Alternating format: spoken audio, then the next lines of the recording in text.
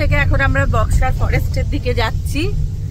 তো এখন বৃষ্টিটা একটু জোরে পড়ছিল মাঝখানে, এখন আবার একটু হালকা, এইভাবেই চলছি। আর যত মানে জঙ্গলের দিকে যাচ্ছি তত মনে হচ্ছে অন্ধকার হয়ে যাচ্ছে, পুরো মানে গভীর জঙ্গল, তাই তো? ঈশান বাবু সামনে বসেছে, এই যে দেখছো তো, এলিফ্যান্ট কি চোখে পড়লো? এখনো পড়েনি। পুরো কাঠ দিয়ে, এই যে দোতলা বাড়ি, পুরো দোতলা বাড়ি, সুন্দর। এ দেখো কি সুন্দর। এই যে আমরা কিছুটা হাইয়ে উঠে গেলাম, অনেকটাই হাইয়ে গেলাম, বোঝাই গেল এক বাকে অনেকটা উপরে উঠে গেলাম। বক্সারে তো ঘুরে এসছি, কিন্তু বক্সারের ভিউ পয়েন্টে যেতে পারিনি, কেন বৃষ্টি হচ্ছে, এখন ভালোই বৃষ্টি পড়ছে, তো সাথে বাচ্চা কাচ্চা আছে, যার জন্য ভিউ পয়েন্টে গেলাম না, মানে একটু রিস্ক হয়ে যায় বৃষ্টির মধ্যে যাওয়াটা, সেই জন্য আমরা ভিউ পয়েন্টে যাইনি, শুধু বক্সারে ঘুরে চলে এসেছি। এখন সেখান থেকে ব্যাক করে আবার যাচ্ছি হাসিমারা।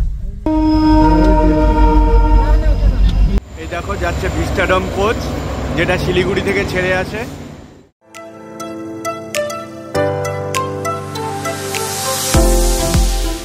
দেখো এখানে খালি পাহাড়, জঙ্গল আর নদী, আর নদীর ওপরে ব্রিজ। নদীতে জল নেই, কিন্তু হঠাৎ করে হরপা বানে এই নদীতে জল চলে আসে, তখন বিপদের সম্ভাবনা থাকে।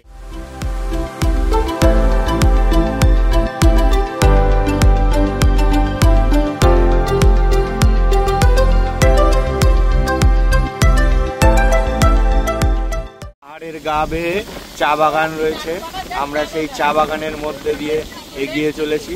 দেখো অপরূপ সুন্দর, বৃষ্টিতে যেন সেটা আরো বেশি সুন্দর হয়ে উঠেছে। দেখো সবুজ ঘন চা বাগান, আর এই চা বাগানের পথ দিয়েই আমরা চলে যাব হাসিমারার পথে। ওই যে সবাই দূরে চা বাগানে চা পাতা তুলছে, চা বাগানে খুব সুন্দর এক দৃশ্য। এই জঙ্গলে না আসলে যেন এগুলো আমরা মিস করে যেতাম। পাশ দিয়ে বয়ে চলেছে ট্রেন লাইন, আর তার মধ্যেখান দিয়ে কালো পিচের রাস্তা ধরে আমরা চলেছি হাসিমারা জঙ্গলের দিকে।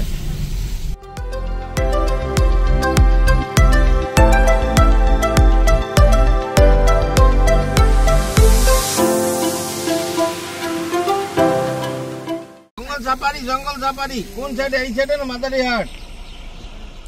হাসিমারার মাদারিহাটে এলাম সাফারি করব বলে, কিন্তু এখন 3 দিন প্রায় সাফারি বন্ধ থাকবে ওয়েদারের জন্য। তো এখন কি আর করব, ফিরে যাচ্ছি।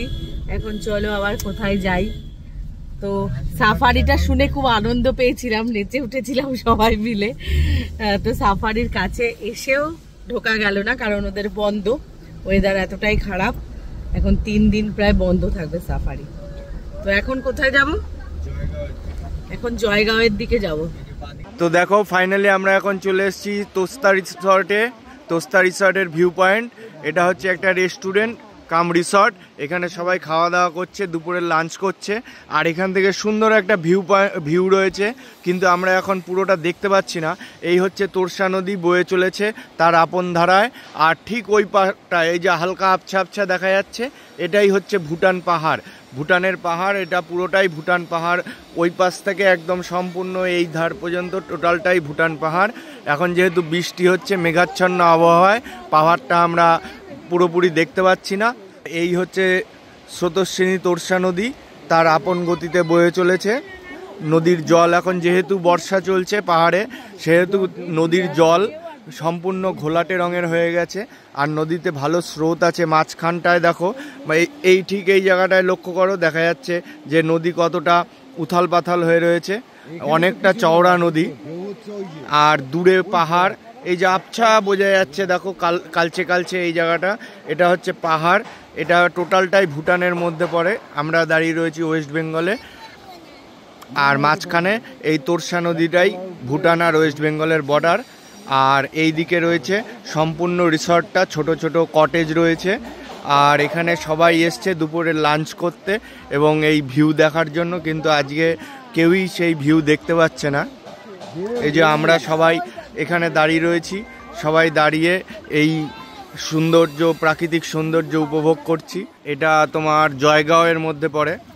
জয়গাঁওয়ের মধ্যে সুন্দর একটা রিসর্ট, ছোট ছোট কটেজ রয়েছে। আমরাও এখানে একটু দুপুরে খাওয়া দাওয়া করে নেবো।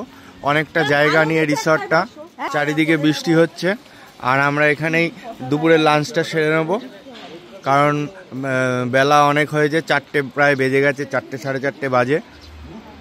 তো বাচ্চাদের খেলার জন্য খুব সুন্দর রিসর্টটা, কিন্তু আজকে ওয়েদার খারাপ, তো বাচ্চারা খেলে ঘুরে বেড়াতে পারছে না। তো আমরা সবাই এখানে এসছি, খেয়ে নিয়ে তারপরে আবার রওনা হব। তো বন্ধুরা, ফাইনালি আমরা এখন চলে এসেছি জয়গাঁও। তো বাইরে বৃষ্টি পড়ছে, তো বৃষ্টির মধ্যে ভিজতে ভিজতেই আমরা চলে এসেছি জয়গাঁও। আর দেখো, জয়গাঁও একটা খুব সুন্দর দৃশ্য। এপাশে জয়গাঁও, এটা হচ্ছে ভুটান গেট। এই ভুটান গেট দিয়ে এই যে গাড়িগুলো ভুটানের মধ্যে চলে যাচ্ছে। তো এখানে যেতে গেলে প্রত্যেকের আধার কার্ড লাগে।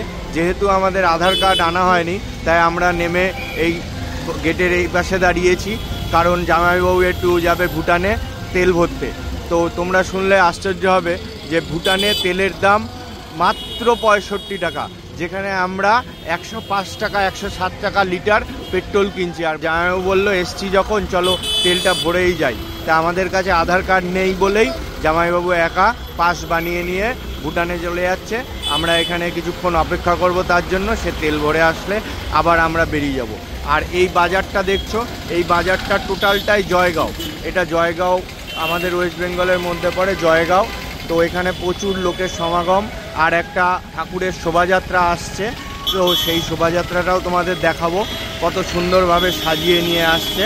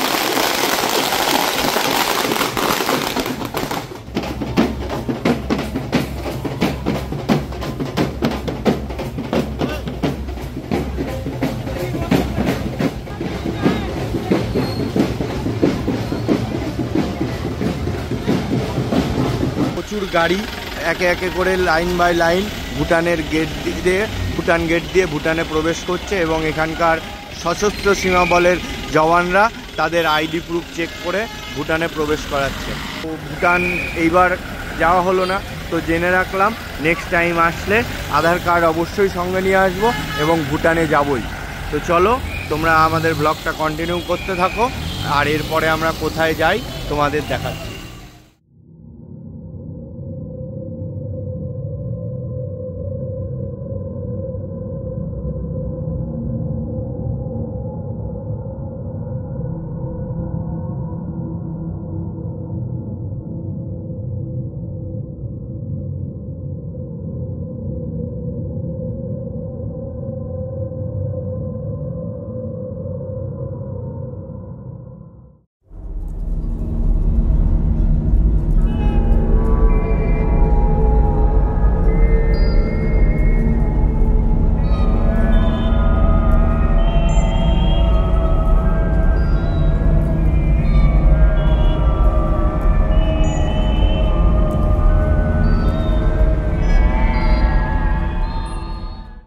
আমরা এখন রাতে ফেরার পথে চিলাপাতা ফরেস্টের ভেতরে দিয়ে যাচ্ছি। তো দেখো রাতের মধ্যে গাড়ির আলোয় ফরেস্টটা কিরকম লাগে। সবাই মোটামুটি একটু ভয় ভয়ও পাচ্ছে গাড়ির ভেতরে বসে, গাড়ির কাঁচ তোলা। তো একটা অন্যরকম অ্যাডভেঞ্চার। দেখো চারিদিকে অন্ধকার, আর মধ্যখান দিয়ে গাড়ির আলোয় ফরেস্টের ভেতর দিয়ে আমরা যাচ্ছি।